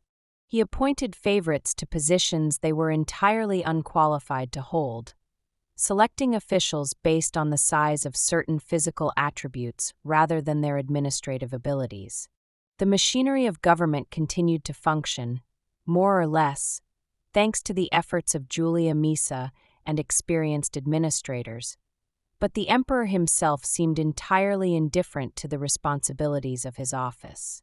Growing discontent in the Praetorian Guard and among political leaders led Julia Maesa to hedge her bets by supporting Elagabalus's younger cousin Alexander as an alternative.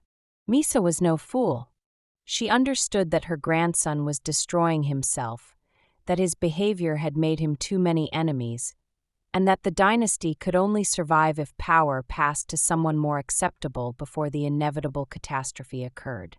She persuaded Elagabalus to adopt Alexander as his heir and Caesar, a decision the young emperor came to regret when it became clear that Alexander was winning the loyalty that Elagabalus had squandered. The two cousins became rivals in a court that could barely contain them both.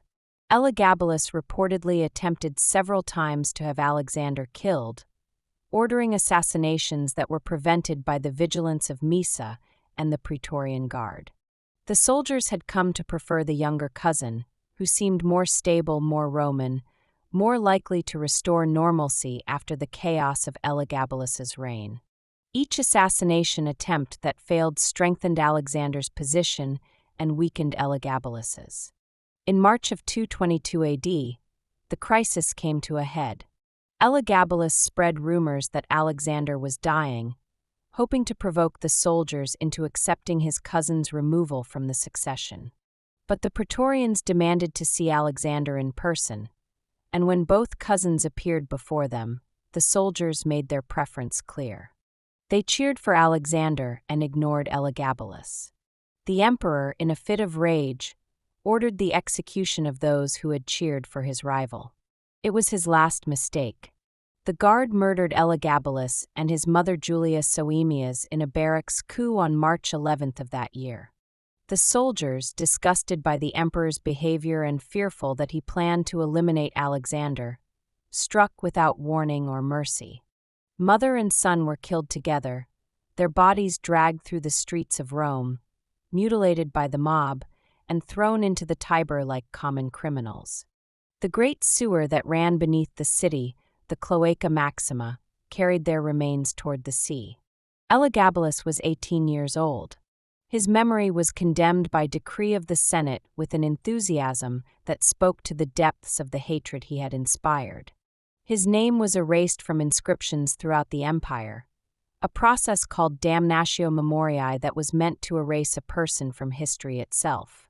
His statues were pulled down and destroyed, his images scratched from paintings and mosaics. His reign declared a stain upon Roman history that should be forgotten. The black stone was sent back to Emesa, returning the sacred meteorite to the temple where it had been worshipped for centuries before Elagabalus brought it to Rome. The Elagabalium on the Palatine, that grand temple he had built to house his god, was rededicated to other gods and purged of its Syrian associations. The priests were sent home, the rituals were ended, the exotic vestments were put away. It was as if the empire was trying to forget that the past 4 years had ever happened, wiping clean a memory too shameful to preserve. And yet the memory persisted.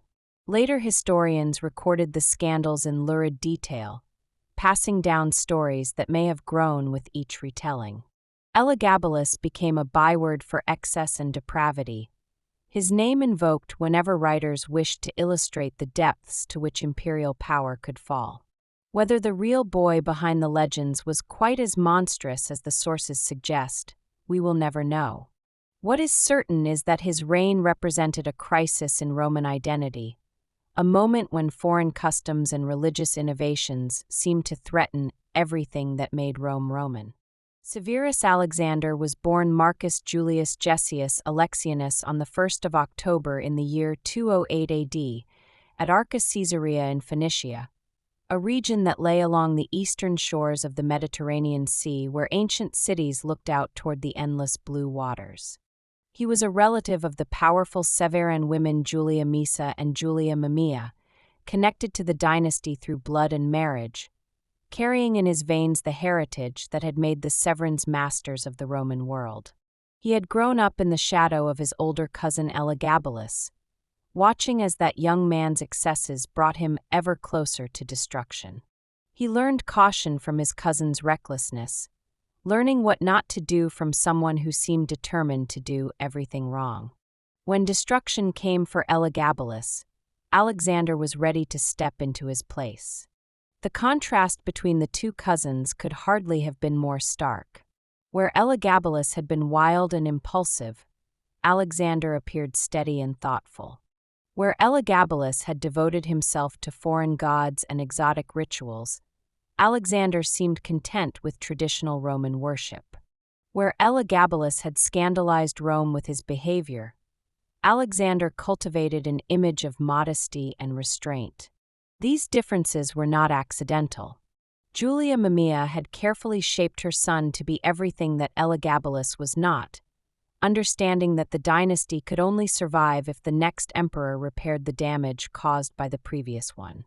His mother Julia Mamaea had been preparing him for this moment for years, raising him to be a proper Roman emperor in the mold of the Antonines rather than in the image of his scandalous cousin.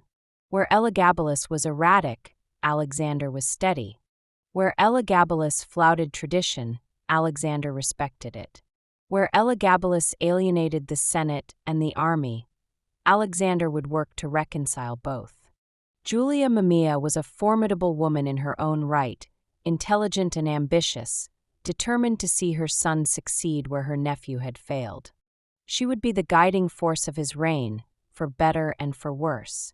Elevated by the Praetorian Guard after Elagabalus's murder in 222 AD, Alexander was adopted as son and successor shortly before the coup itself, giving a veneer of dynastic continuity to what was essentially a palace revolution. The transition was bloody but swift, and within days Alexander was sole emperor, guided by his mother Julia Mamaea and a council of advisors who sought to repair the damage done by the previous reign. He was 14 years old, the same age Elagabalus had been when he came to power, but the parallels ended there. Alexander promised normalcy, stability, a return to Roman values after years of scandal and innovation. Severus Alexander reigned from 222 to 235 AD, about 13 years during which much of the real power was exercised by his mother Julia Mamaea and experienced advisors who understood how to govern an empire. They emphasized legal order, returning to the principles that had guided the better emperors of earlier generations. They emphasized financial prudence, ending the wild expenditures that had drained the treasury under Elagabalus and Caracalla. They emphasized cooperation with the Senate, treating that ancient body with the respect it craved after years of contempt and humiliation. It was a dramatic contrast to the chaos that had characterized his cousin's rule, a deliberate turning away from everything that had made Elagabalus infamous. The great jurist Ulpian served as Praetorian prefect for a time, bringing his expertise in law to the highest levels of government. Ulpian was one of the most brilliant legal minds of his age, a man whose writings on Roman law would be quoted for centuries after his death. His presence at court signaled that the new regime would govern by law rather than whim, by precedent rather than caprice. Legal scholars and administrators were welcomed where favorites and charlatans had held sway before. It was a period of attempted reform, of trying to restore stability to an empire that had been shaken by years of excess and misrule. The treasury was replenished through careful management and reduced spending. The army was maintained but not indulged with the endless gifts and privileges that had become expected under the earlier sovereigns. The provinces were governed with attention to justice and efficiency. To many it seemed like a new golden age was beginning, a return to the good governance that had characterized the Antonine dynasty. His religious policy was notably tolerant compared to that of his predecessor. Alexander honored the traditional Roman gods, restoring the temples and rituals that Elagabalus had neglected or subverted, giving Jupiter and Mars and the other deities of Rome their proper place in the official religion of the state. But he also allowed a variety of cults to flourish throughout the empire, recognizing that the diverse peoples under Roman rule worshipped in diverse ways. He reportedly kept statues of various religious figures in his private chapel, including Christ and Abraham alongside deities from Roman and Greek tradition, a remarkable collection that reflected the diverse religious landscape of the 3rd century empire. This eclectic approach to religion was characteristic of the age, a time when the old certainties were fading and new ideas were spreading across the empire with unprecedented speed. Christianity was growing throughout the empire, spreading through cities and along trade routes, winning converts from all levels of society with its message of salvation and eternal life. Eastern cults from Persia and Egypt and Syria competed for followers with traditional Roman worship, offering mysteries and revelations that the old gods had never promised. Philosophy offered its own path to spiritual meaning for those inclined to intellectual religion, with Stoicism and Neoplatonism providing frameworks for understanding the cosmos and one's place within it. Alexander seemed content to let all these traditions coexist, intervening only when religious conflict threatened public order. This tolerance was notable in an age when religious differences could lead to violence and persecution, and it marked his reign as a period of relative peace between the diverse faiths that shared the empire. The emperor himself was said to begin each day with private devotions in his chapel, honoring the various deities and sages whose images he had collected there. This personal piety coexisted with his public role as Pontifex Maximus, the high priest of Roman state religion, a combination that later Christian writers would find noteworthy and that illustrated the complex religious landscape of the 3rd century. The court around Alexander was dominated by women to a degree unusual in Roman history. Julia Mamaea exercised enormous influence over her son, making decisions in his name, receiving embassies, directing policy. Julia Maesa, until her death around 224 or 225 AD, remained a powerful presence as well, the grandmother who had engineered 2 imperial successions and who understood better than anyone the dynamics of sovereign power. Some ancient sources present this female influence as problematic, suggesting that Alexander was weak and controlled by his mother. Others suggest that Julia Mamaea was a wise counselor whose guidance helped her son avoid the disasters that had befallen Elagabalus. The administration of the empire continued to function effectively under this regime, the wheels of bureaucracy turning as they had for generations. Governors were appointed on the basis of competence rather than favoritism, chosen for their ability to manage provinces rather than their connections at court. Legal reforms strengthened the rights of citizens and provided mechanisms for addressing grievances against officials who abused their power. Building projects improved infrastructure throughout the provinces, repairing roads and aqueducts that had been neglected during the recent troubles. The currency was stabilized after years of debasement that had undermined confidence in Roman money. For those who remembered the chaos of the Year of the 5 Emperors or the scandals of Elagabalus, the reign of Severus Alexander must have seemed like a restoration of sanity, a return to the orderly governance that had characterized Rome at its best. Yet there were also challenges that the new emperor and his advisors struggled to address, problems that no amount of good governance could easily solve. The army, which had become accustomed to the lavish treatment it received under Septimius Severus and Caracalla, chafed under the new austerity that fiscal responsibility demanded. Soldiers who expected generous donatives received instead lectures about fiscal responsibility and the need for restraint. They had grown used to being the pampered favorites of the state, and they did not appreciate being told that the treasury could not afford their expectations. The Praetorian Guard, always dangerous when dissatisfied, grew restless in their barracks near the capital. They had murdered one emperor already, and they would not hesitate to murder another if he ceased to please them. Ulpian himself was murdered by guardsmen in 228 AD, killed despite the emperor's attempts to protect him, struck down in the palace itself by soldiers who resented his discipline and his reforms. It was a stark reminder that even the wisest policies could not always control the violence that lurked at the heart of Roman power. The man who had tried to govern by law died by the sword, and the young emperor learned that reason and justice were weak reeds when set against armed discontent. The reign that had begun with such promise would face increasing difficulties as the years passed and enemies both foreign and domestic grew bolder. The major events of Severus Alexander's reign included conflict with a new and dangerous enemy in the east, one that would threaten Rome for centuries to come and would ultimately play a role in reshaping the entire ancient world. The Sasanian Persian Empire had risen to power around 224 AD, when a dynasty of aggressive rulers overthrew the Parthian kingdom that had long been Rome's eastern neighbor and frequent adversary. The Parthians had been formidable opponents in their time, capable of inflicting devastating defeats on Roman armies, as they had done to Crassus at Carrhae and to other commanders who underestimated them.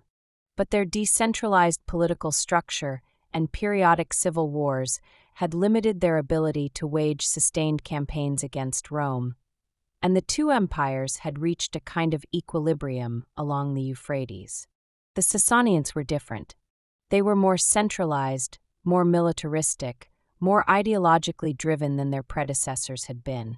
They brought a new energy and ambition to the ancient rivalry between East and West. The Sasanian king Ardashir I, the founder of the new dynasty, began pressing against Rome's eastern frontiers soon after consolidating his power. He styled himself the King of Kings, using the ancient title that had belonged to Cyrus and Darius and the other great rulers of Persian antiquity. He claimed to be the heir of their empire, and he dreamed of restoring Persian rule over all the lands their ancestors had once governed, lands that now belonged to Rome. He raided into Mesopotamia, the rich territory between the Tigris and Euphrates that had been contested between Rome and Persia for generations, striking at cities and fortresses that had been Roman for centuries.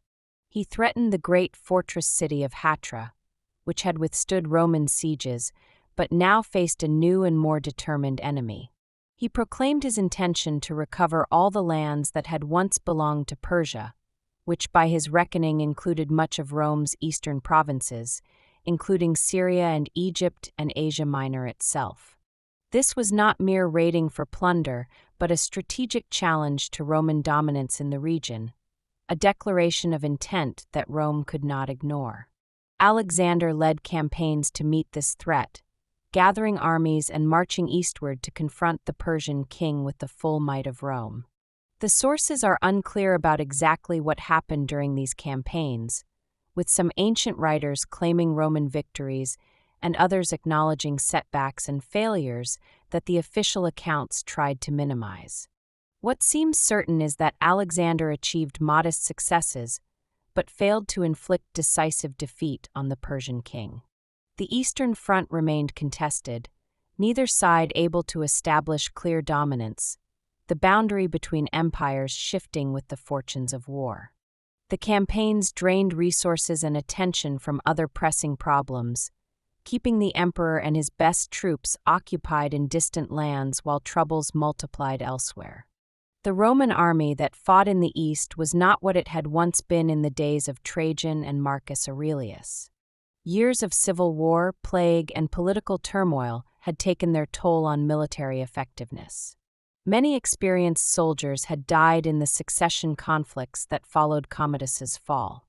The generous pay and privileges granted by Septimius Severus had attracted recruits, but had also created expectations that were difficult to maintain.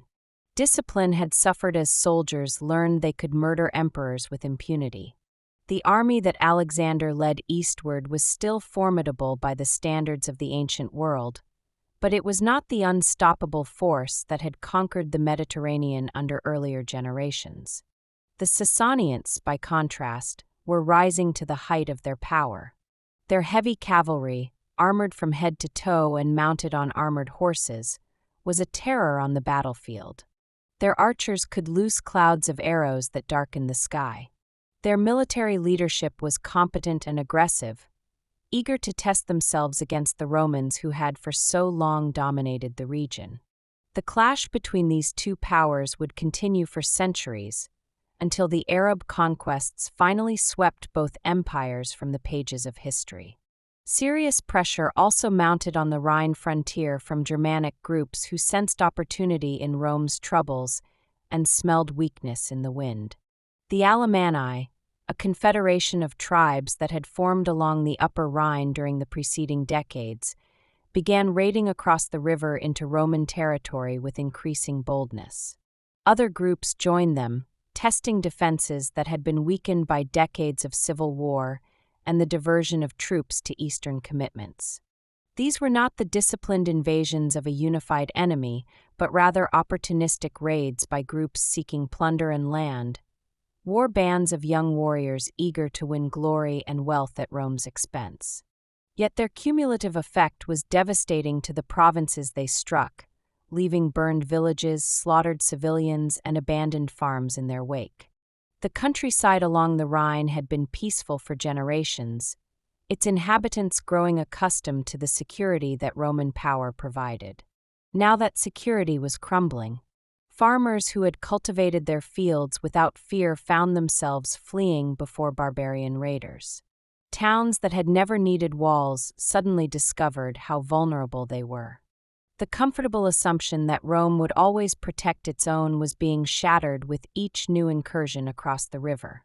The army needed to respond with force to these incursions, to punish the raiders and deter future attacks, to reassert Roman dominance over frontiers that had been quiet for so long.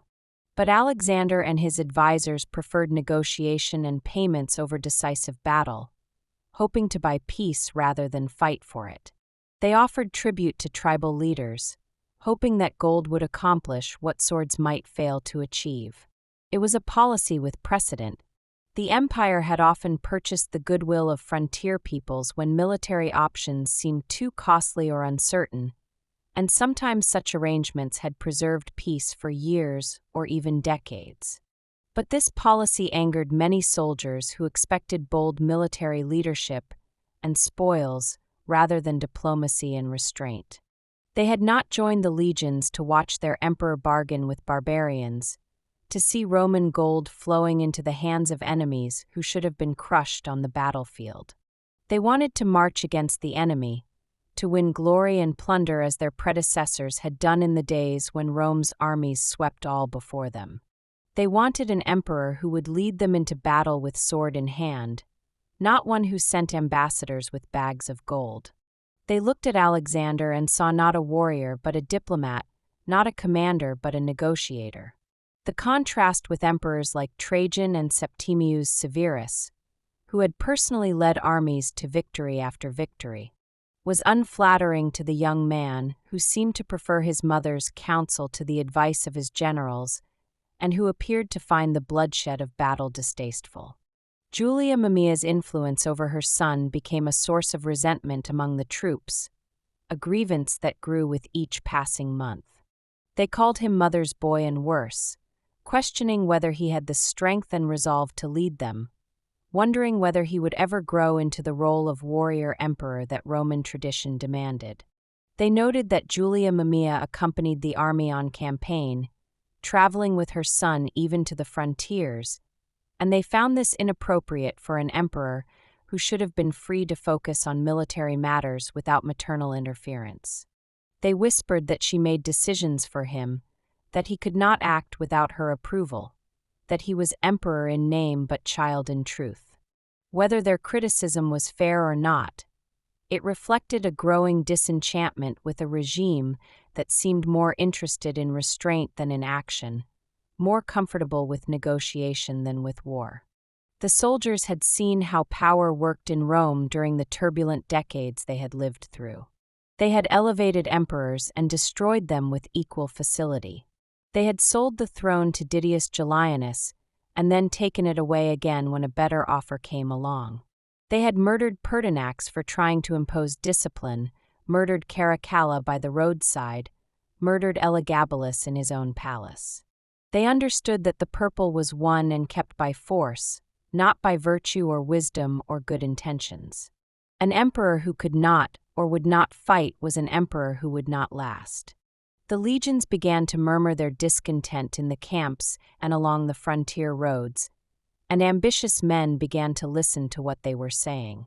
Among those who listened most carefully was Gaius Julius Verus Maximinus, called Maximinus Thrax for his Thracian origin, a soldier of obscure birth who had risen through the ranks to command respect among the troops.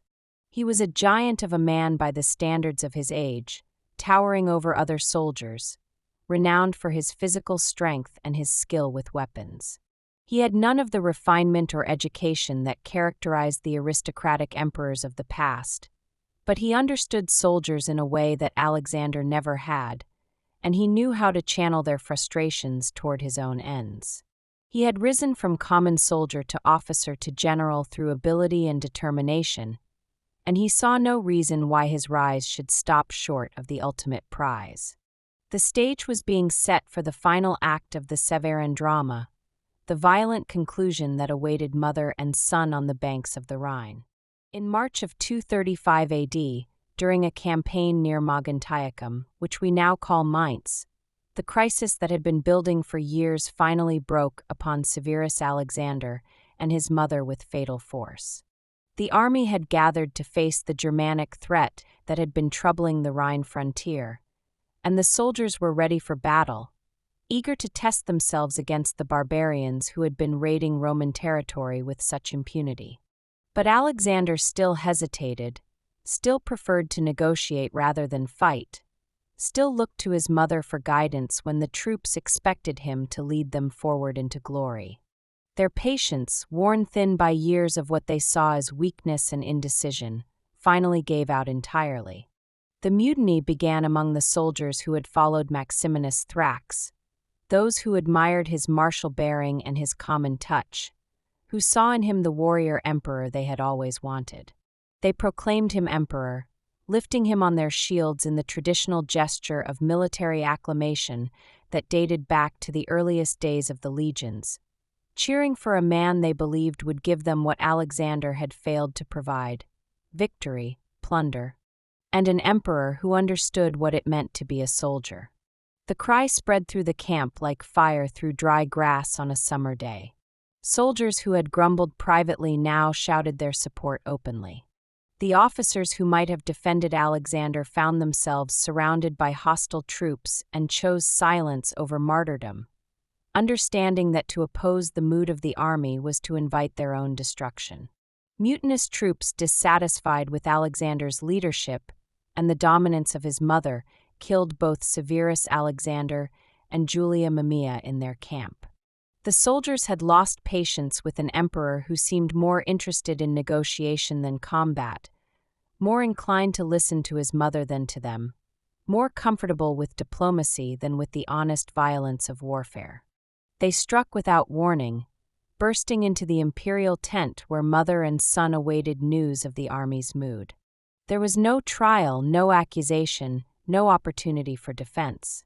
Just swords in the darkness and blood on the canvas walls. Alexander was 26 or 27 years old when he died, having reigned for 13 years.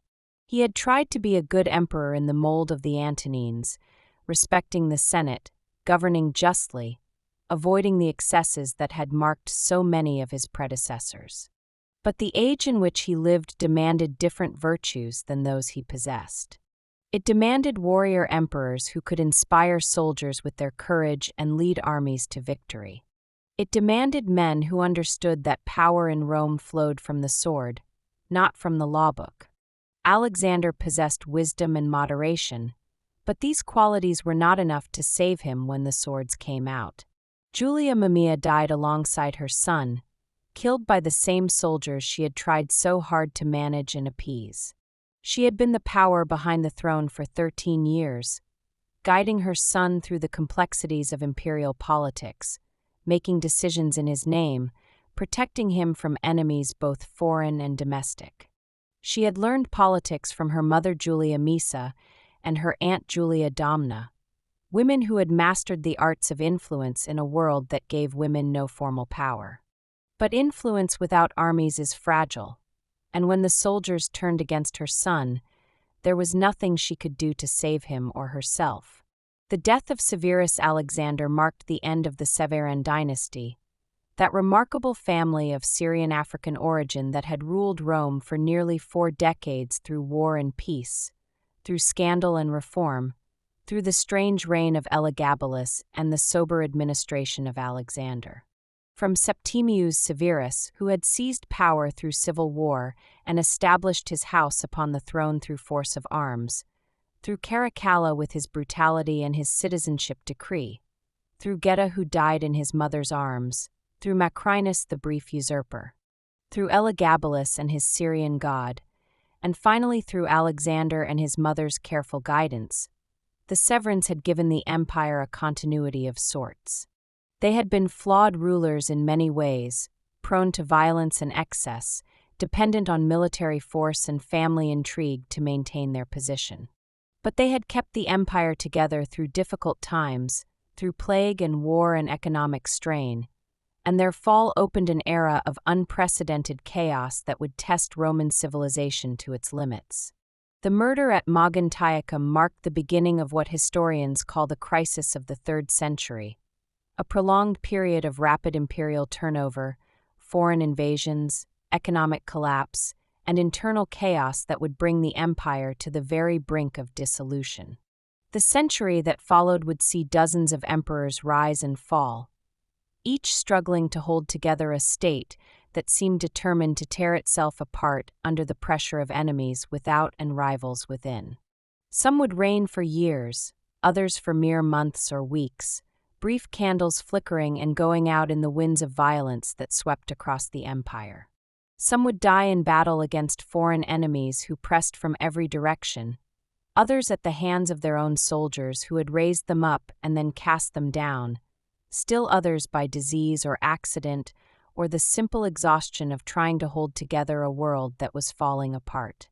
The stability that earlier generations had taken for granted would become a distant memory, a golden age that seemed impossibly remote.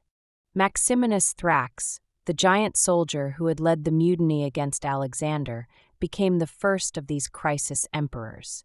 He was the first emperor who had risen from the common ranks of the army without any connection to the senatorial aristocracy, the first whose origins were truly humble.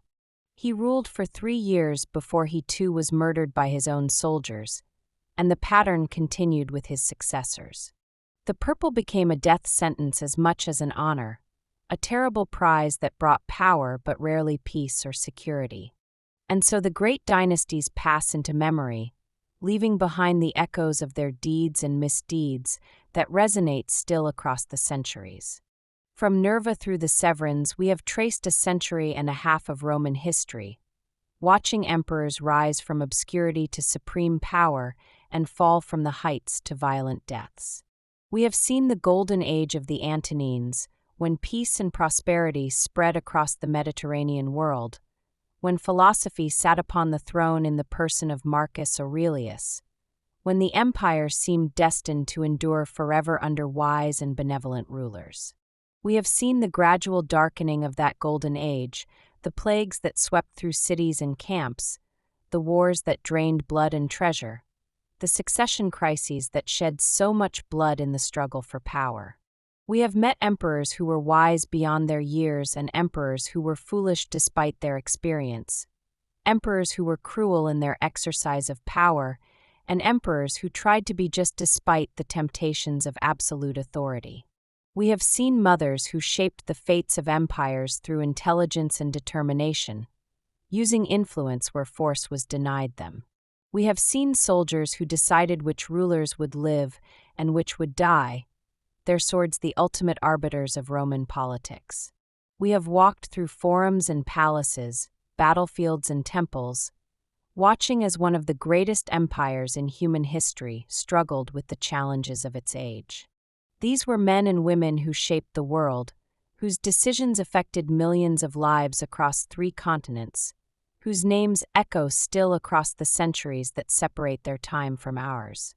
They built roads that we still travel, created laws that influence legal systems to this day, established patterns of power that recur throughout human history whenever empires rise and fall.